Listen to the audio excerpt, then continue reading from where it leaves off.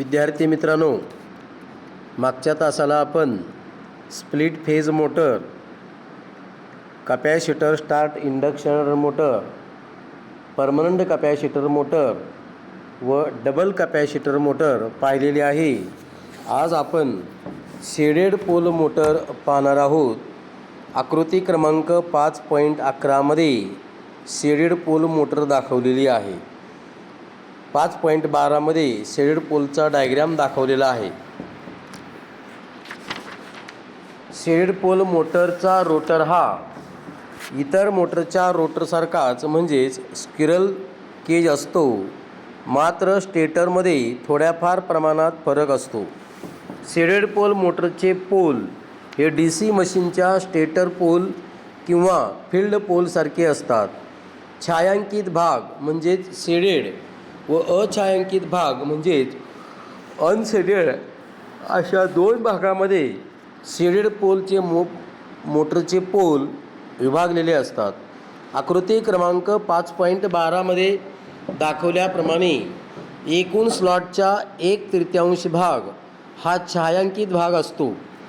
या भागास खाच पाडून त्यामध्ये कॉपरची जाड शेडिंग रिंग किंवा कॉईलच्या आकाराचे बनवलेले असते.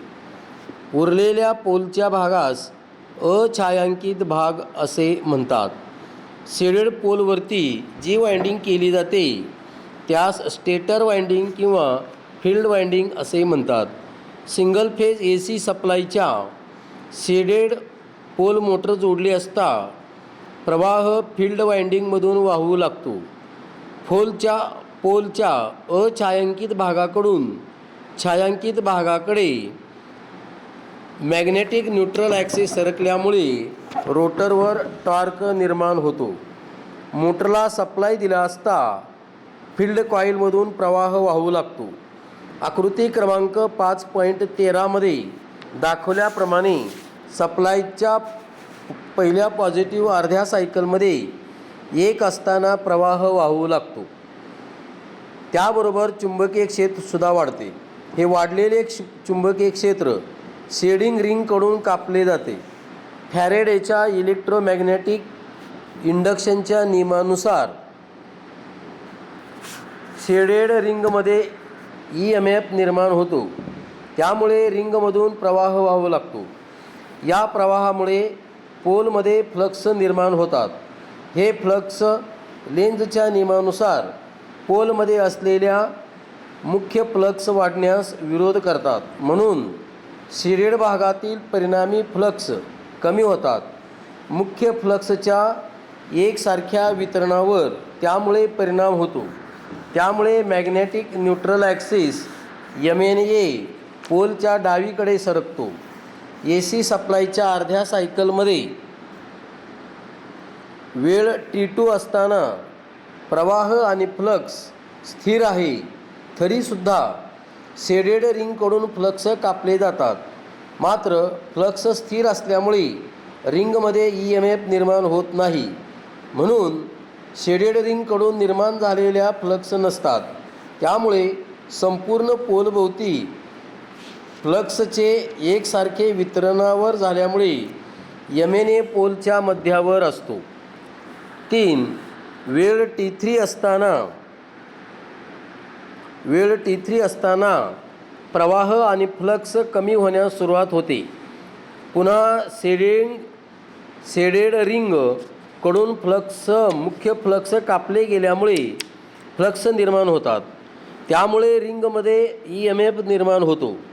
तसेच शेडेड रिंगमध्ये निर्माण झालेला प्रवाह आणि फ्लक्स हे मुख्य फ्लक्सला कमी होण्यास विरोध करतात. छायांकित भागामध्ये मुख्य फ्लक्स या फ्लक्समुळे वाढतात. त्यामुळे पोल उजवीकडे सरकतो. अशा प्रकारे MNAची जागा अनशेडेड भागाकडून शेडेड भागाकडे वाढल्यामुळे रोटरवर टॉर्क निर्माण होतो.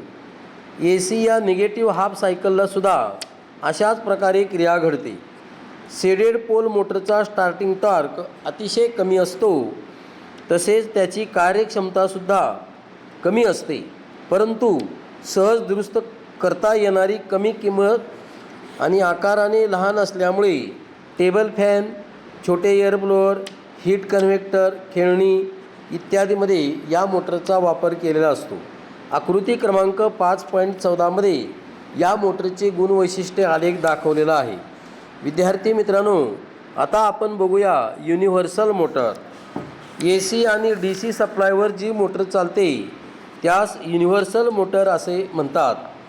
युनिव्हर्सल मोटरची रचना DC सिरीज मोटरप्रमाणे असते. Field pole, field winding, yoke, armature, core, armature winding, commutator आणि ब्रश इत्यादी युनिव्हर्सल मोटरचे मुख्य भाग आहेत.